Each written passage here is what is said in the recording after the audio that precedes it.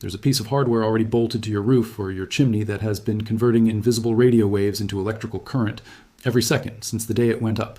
And in most houses, that electricity has been going straight to waste for decades. It's your old TV antenna, not a solar panel, not a wind turbine, a $59 antenna wired to a handful of parts you can buy for less than a fast food combo. Stick with me, because by the end of this, you'll understand exactly why that's true, why it isn't a myth, and why it also isn't going to replace your power bill.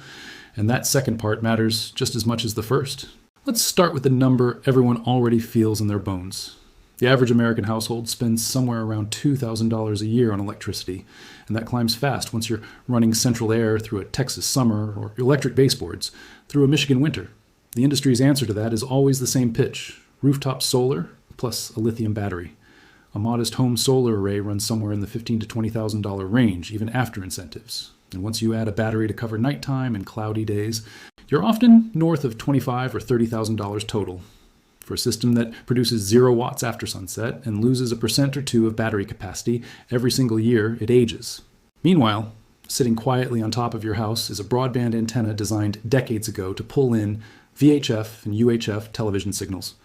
Every FM station, every cell tower, every digital broadcast transmitter within line of sight is radiating energy through the air right now, and that antenna is absorbing a sliver of it and turning it into a tiny alternating current in its elements. That's just what antennas do. It's the whole job description. Once most households switched to cable or streaming, that harvested current had nowhere to go, so it just dissipated as heat in the coax and nobody noticed. So here's the actual question.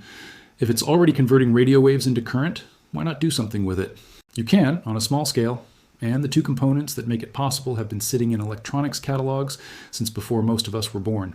The first is a diode, a one-way valve for electricity. Alternating current wants to flow in both directions. Push it through a diode and it only goes one way, which is a process called rectification. The second is a capacitor, which stores a bit of charge the way a bucket holds water. Put a capacitor after the diode, and it smooths those pulses into something closer to steady DC. Wire 2 diodes and 2 capacitors together in what's called a voltage doubler, sometimes extended into a multi-stage Cockcroft-Walton multiplier, and you can nudge that tiny signal up to a usable trickle voltage. Think of the antenna as a rain gutter collecting what's already falling on your roof, the diode as the downspout forcing it one direction, and the capacitor as the barrel catching what arrives. You're not generating anything. You're catching energy that's been drifting past your house since the first commercial radio broadcasts of the 1920s. This isn't a new idea dressed up for a video.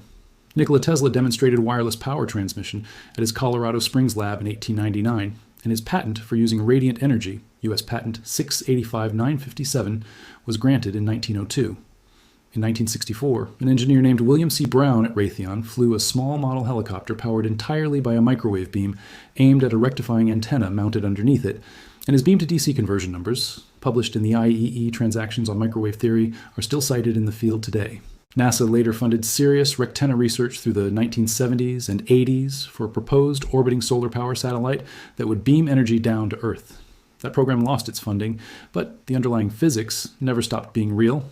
Georgia Tech researchers led by Manos Tensarius later built flexible inkjet-printed paper rectennas, capable of converting stray Wi-Fi and cellular signals into measurable DC voltage, work that was published in Nature Electronics in 2019. What changed since Tesla's day isn't the physics, it's the ambient noise floor. There are tens of thousands of licensed FM stations in the US today versus a fraction of that in the 1980s, plus hundreds of thousands of cell sites and a blanket of Wi-Fi that didn't exist a generation ago. There's more electromagnetic energy drifting through a typical suburb than there's ever been. So if the physics is proven and published, why isn't this on anyone's rebate form? Not because anyone's hiding it, because the incentive system was never built to notice it. The Federal Residential Clean Energy Credit lists solar, wind, geothermal, and battery storage as eligible property. Ambient RF harvesting was simply never submitted for consideration because nobody produces it at grid-relevant scale. There's no underwriter's laboratories category for it, so no building inspector has a legal basis to approve tying one into your home's panel. There's no line item for it in mortgage appraisal guidelines because there's no sales data to compare it against. None of that is suppression. It's just a bureaucracy built around kilowatts, encountering a technology that operates in milliwatts and microwatts. And that brings us to the part you need to hear clearly before you pick up a soldering iron. The output here is genuinely small. Hobbyists and amateur radio operators have published working builds online for years. A standard passive TV antenna, a pair of 1 in 34A germanium diodes in a voltage doubler, a handful of ceramic and electrolytic capacitors, and the honest results run from the nanowatt range, up to a few milliwatts at best, depending on how close you are to strong transmitters. That's enough to slowly trickle charge a small capacitor or a coin cell over hours, or to power a low-draw sensor.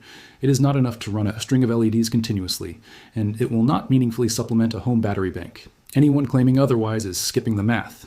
Here's how to build a demonstration version yourself, safely. You'll need a plain, unpowered outdoor antenna, never a powered or amplified one, since those expect DC voltage fed up the coax, and a rectifier circuit can damage the amplifier.